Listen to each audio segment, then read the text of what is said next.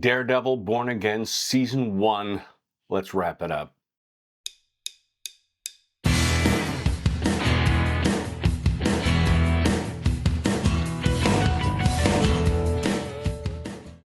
Hi, thank you for tuning in to the Tom Bottelsen Show. Yeah, Daredevil Born Again Season 1 is over, and it ended with a spectacular cliffhanger leading up to Season 2, which they say is supposed to be coming out in March of 2026. That's really quick. That's really quick for Season 2. Giant cliffhanger. All right, so let's break it down. Let's talk about what the heck happened. All right, so Fisk survives an assassination attempt by Bullseye, and we're not quite sure if Vanessa planned that or not. But there's this weird moment where they get together and Fisk says, I know. I don't know if that means like, I know you hired him to kill me or what. I don't know how that happens, but so Daredevil jumps in the way. He's in the hospital with a bullet in him. But what's really happening is the Fisks are planning their own city-state, their own place. The Red Hook plan is a port, and as it turns out, it's a free port, which means it doesn't have to respond to the laws of the United States or the federal or anything, or the city, the state, and it's its own entity. And now Fisk has his own army, and he's going to have his own developments. He's going to have his own city-state. Foggy found this out. And that's the reason Foggy was killed. That's how they discovered that. And they figured that out when Karen shows up. And why does Karen show up? Because Karen shows up because she realizes Matt's in danger and out of commission. So she asks Frank Castle for a favor. And then the Punisher shows up.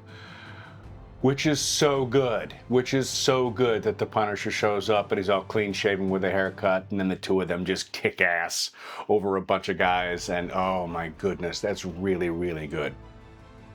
So they discover all of this, and that's the real reason that Fisk has never stopped being the kingpin.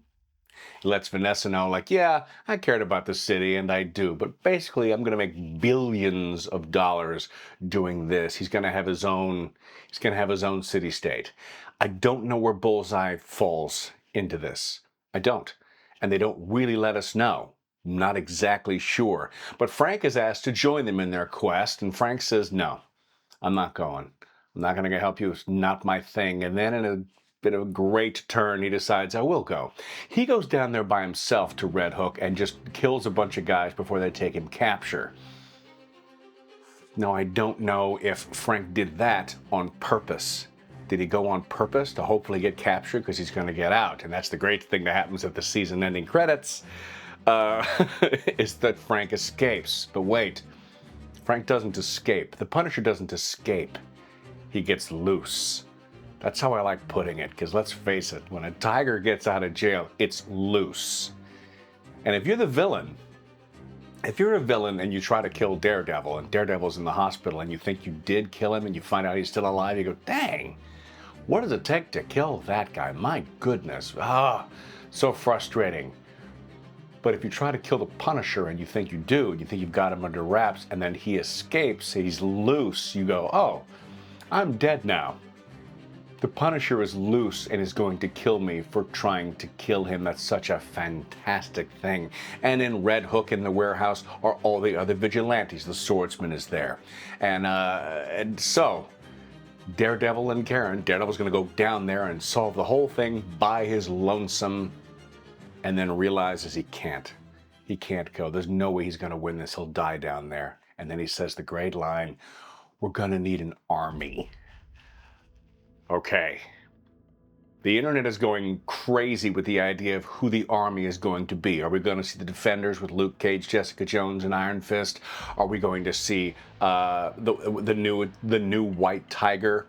We're going to see the Swordsman come out. We're going to see the Punisher. Who else are they going to drop on us for season 2 of army of vigilante superheroes to come and fight Wilson Fisk and Vanessa?